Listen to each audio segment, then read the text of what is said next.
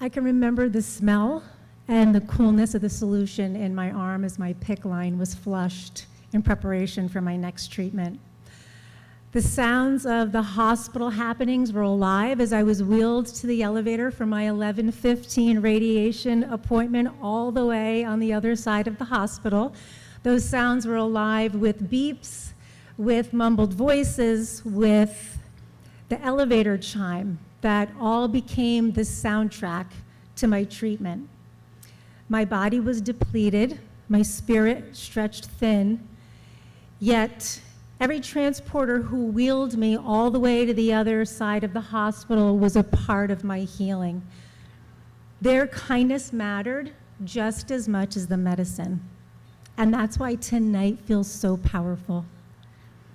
This new center, it means that patients will no longer have to make that trek. No more disruptive transfers to the other side of the hospital while their bodies are already fighting so very hard. Care is going to be together under one roof. And that isn't just a building plan. This is compassion that's designed into architecture. My own journey began back when I was diagnosed with cervical cancer, and my treatment was grueling. I had 2 different types of chemotherapy. I had external radiation, internal radiation, followed by surgery. And there were moments that I couldn't walk. There were moments that I was so weak I couldn't even trust my own body. Yet what sustained me through it all wasn't just the medicine, it was the care. My doctors, Dr. Dennehy and Dr. Wagman, their staff, all of their nurses, the nurses in the hospital who took care of me during my 2-week-long stays, my very dear and incredibly fantastic radiation technicians, Kelly and John, the entire, the entire radiation oncology team, the people who cleaned my rooms, and all of the transporters that carried me, they treated me as a whole person, not a diagnosis. They reminded me that I was still Jennifer, not a cancer patient.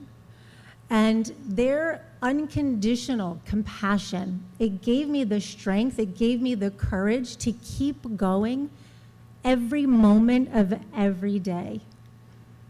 And it worked, because here I am standing in front of you, cancer-free.